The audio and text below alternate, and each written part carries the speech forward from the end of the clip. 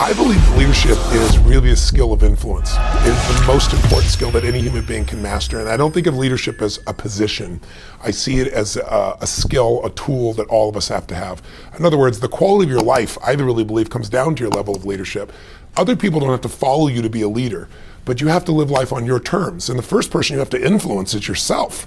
You know, whether you're fit or fat, whether your kids are on drugs or not, is who has more influence, the guy on the street corner or you. Whether you're fit or fat is, can you influence your own hands, your own body, your own mind to do what's necessary?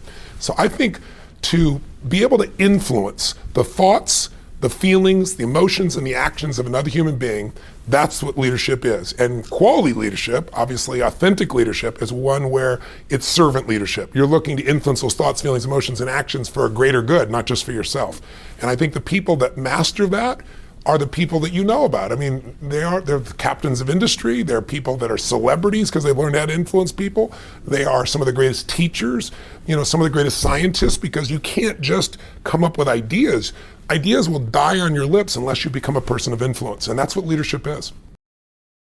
If you look at a business, the chokehold on the growth of any business is always the psychology and the skill set of the leader.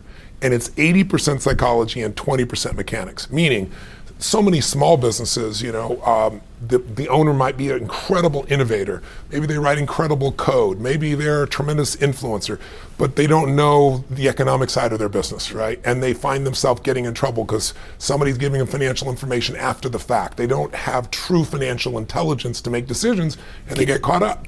I had several companies early in my career that were near bankruptcy because I would sit down and I knew how to produce products that would change people's lives. I knew how to market. I knew how to build teams of people. But what I didn't know was finance. So I'd look and say, okay, how are we doing? I go, oh, you got a great, you got a 20% profit.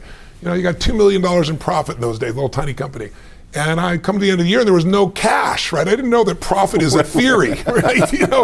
And so just not having that skill, or someone might be really great in finance, but they're not any good in marketing. So sometimes it's a skill problem, but 80% of it, you can solve those skills. You can get those skills if you can change your psychology. But when you accept that, oh my God, the market's down, or oh my God, the economy in our area is down, when you allow the environment to control your psychology, you're not going to win. There's an interesting guy named Mel Fisher that you may remember from back in the 90s.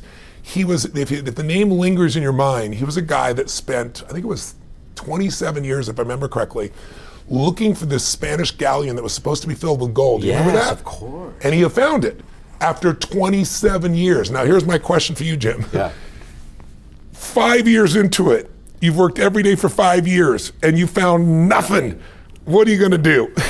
And how are you gonna raise more money because you have run out of money? 10 years into it, 15 years into it, 20 years into it. So I say to people in business, I say to them, you wanna understand psychology? Here's the biggest challenge for most businesses. They think they've maxed what's possible because they think they've tried everything. Once you believe that, your belief controls you and you miss the innovations, you miss the answers. This guy found that gold because he had 3 beliefs. First belief was there's a treasure out there, and he was certain it was out there, even though he didn't have any absolute evidence. And that certainty drove him. But if you knew there was treasure in your business, that's not enough. You got to also believe I will find it. And you also have to believe it's worth it, right? And without those 3 beliefs, he never would have found it. And so changing the psychology of the leader is what will change a business faster than anything else. Changing their skills will also do it. But lots of people have the skill and they don't execute. And you and I both know, execution is more important than knowledge. Knowledge is trumped by execution every single day. And that execution comes by changing the psychology. I can't even look for a Lego with my son for 10 minutes. If I can't find the piece in 10 minutes, I forget 27 years. But I guess my second question on that idea of destroying the limitations is, how do you do it? Should more leaders be in psychotherapy? Should they be mountain climbing? What are the mechanics of changing a limitation? I mean, after all, if it's your own limitation, presumably, you put it there. You're probably attached to it on some level. Well, unconsciously maybe, but let's just talk about how it happens. People are not one way. We are a reflection of the states we're living in. When you're in a frustrated state, an overwhelmed state, a tired state, your brain processes completely differently than if you're in a passionate state, whether you're feeling determined, whether you're feeling committed, whether you feel completely resolved. So learning to change the leader's state, learning how to change your own state. Because, you know, people, one of the silliest questions I get asked is, you're not really that happy, are you? Or you have bad days, don't you? Well, of course I have, you know, bad times. But I don't have bad days anymore, and it's not BS, it's because I've trained myself like an athlete to go in these peak states so often that they're just natural for me. It's like building a muscle. So it's not like I'm so smart or I'm just so positive. It's just like, why would I waste my time stressing out? I have a 90-second rule. I'll stress for 90 seconds, but stress is not going to solve it. Let me put myself back in a different state. And so the way I do that is I use my body. Because I've done this with athletes for decades, with billionaire businessmen. If you see somebody gets in a slump of some sort, great athlete, Paul Tudor Jones, one of the greatest financial traders in the history of the world, you know, I've coached him for 22 years. When I came to see him, this is a man who made 200% in 1987 when the stock market had its biggest single crash in a day, percentage-wise still. He made 200% for his clients, more money than anybody could dream of. Then he went to the moon and he went down to earth and he lost money. So I was brought in to turn him around. Well, how do you turn a guy like that around? Yeah.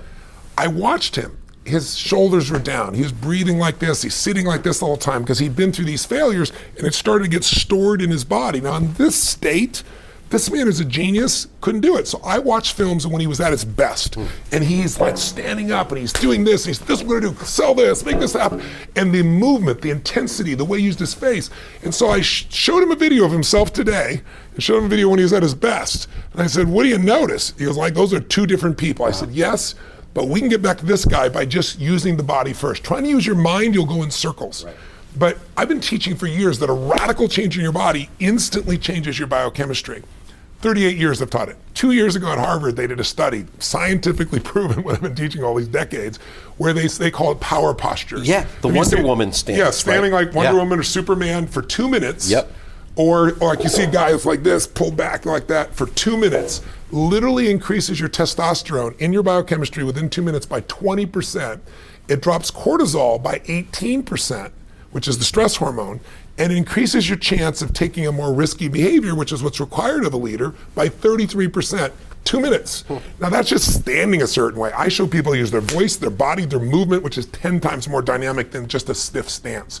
And when you change your state, your mental emotional state, you change your performance. Haven't you had times when you have can't remember how to spell a difficult word like the or your own email really or something tired, like that? Can't remember like what your it is. cousin's name. Yeah, exactly. Yeah. And then you've had times where you're in the flow where after you do something you're like, I did that. I don't know how I did it, but I did it. Absolutely. I was in the flow. Well, you're the same person. The only difference is state. So training yourself to be in a peak state every day. I mean, you think about a great businessman. Think of a great entertainer like Elton John has been around in rock and roll for what, 40, how many years is it, 40 years? 70s, yeah. Yeah, I mean, it's mind-boggling. And most people still like some sample of his music. Well, he's got to have days when he gets up to entertain when he thinks, if you make me sing that Daniel song one more time, I'm going postal, right? But he never does. Every single time he's in that same beautiful state.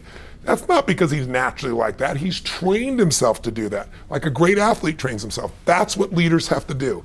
The state of the union, the state of the company is the culture. And the culture starts at the head. Whoever that leader is, their state impacts everybody else. So training yourself to be in that peak state is the key to it all. Can anyone be a leader? And I ask that for sort of two reasons. One, just my own curiosity for supply and demand, right? If everybody's a leader, then who's a follower? And we got to have leaders and followers.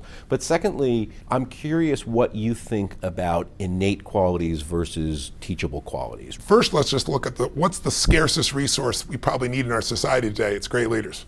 I mean, look at the political process that we're going through right now. If there's any evidence that we're hurting for leadership, you see it in government, you see it in businesses. There aren't that many great leaders now. So then the presupposition for a lot of people will be then, well, it must be this innate talent. There are people that are born and upbred. You may be born with more certainty, like people are willing to take more risks. There certainly are people of that nature. But anyone can be a leader in something that they decide to become masterful in. You can be the leader of your own life. Everyone should lead their own life. You should be the leader of your family. And so I think everyone can be a leader, but there are different types and different styles of leadership. And I believe that leadership is a skill. It starts with having something that you're committed to that's larger than yourself, a vision that's bigger than yourself. If there's a large enough vision, if you have enough passion for that vision, then you're going to have enough drive to actually start to execute. And then leadership is the capacity to discipline your disappointment, because you're going to have to go through failures, and instead of making failures, you have to learn from those. And then it comes down to the skill of influence once again. And so anyone can learn, anyone can develop a vision, anyone can uncover their passion, anyone can learn to influence. That's a skill that can be learned. So yes, leadership can be taught and leadership can be learned. Can everyone be a leader? The answer is yes, because there's so many different things to lead in, and it's not a situation like you have to follow me for you to lead. I just have to know what it is I truly stand for.